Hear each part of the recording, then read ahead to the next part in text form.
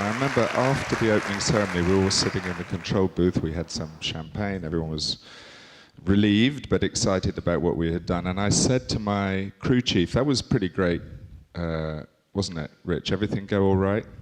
He said, an hour before the show, only 3 of the Olympic rings were working. So, and we laughed about it. I said, why didn't you tell me? He said, I didn't think there was a lot you'd be able to do about it. But it did remind me of how hugely important it was. You know, you make a mistake on a rock concert or a television show or an opera. It's not the end of the world. It really isn't the end of the world. And I remember the next day, I had to fly to Estonia to see Lady Gaga. And she said, oh, how was the Olympics, Patrick? I said, it was pretty good, but, you know, a little nerve-wracking. She said, why were you nervous? I said, because if I make a mistake on your show tonight, a spotlight doesn't hit you. It's not really the end of the world. But if I don't put a light on the Queen of England when she announces the opening of the Olympic Games, that's more serious. She said, a lot of people think that I'm the Queen, Patrick. And I think she was only half joking. What do you think happened to the light designer in Russia? Because the 4th ring didn't work. Yeah, that was Have you talked to him? A serious thing. I haven't talked to him. No, it was a serious thing, wasn't it? In the opening sequence, we could take the next picture, please. We saw a lot of names and artists that you've been working with over these 40 years since you started out in the 70s, from Queen and Abba to this year's concert with all the Rolling Stones that you've been working with since the 80s, yeah? Since, yes, 82 was the first show I did with them. I think I'm the longest serving employee. For 32 years I worked with them, yeah. So you've been living with music your whole life, but working with lighting. How do you increase the music with lighting in the best way, you think? You know, I don't know if you increase the music, but for sure you increase the experience of the performance of an artist. And there is an argument that I sometimes hear, even within the Rolling Stones, we don't need all this stuff. We could get up on an empty stage and we could play. Well, it's true. If the Rolling Stones were here on this stage with no lights, it would be a pretty great experience.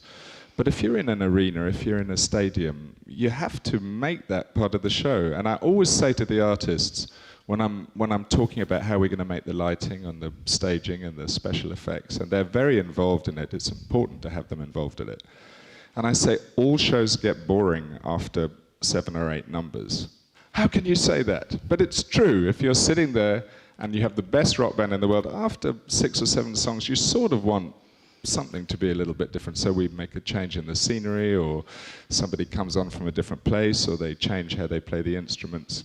So I think lighting is hugely important to it. But of course, the secret is to do it with some real delicacy, so that you're never making it bigger than them, or if you are, you're doing it for a real reason. And if I have any criticism of the shows I see nowadays, I see beautiful, beautiful lighting nowadays, and you see it on the television and some of the great shows, but sometimes it's not connected to the artist, and that's the only thing that's important. It has to feel when Michael Jackson makes a spin and the lights change. You have to believe it was him that made that happen.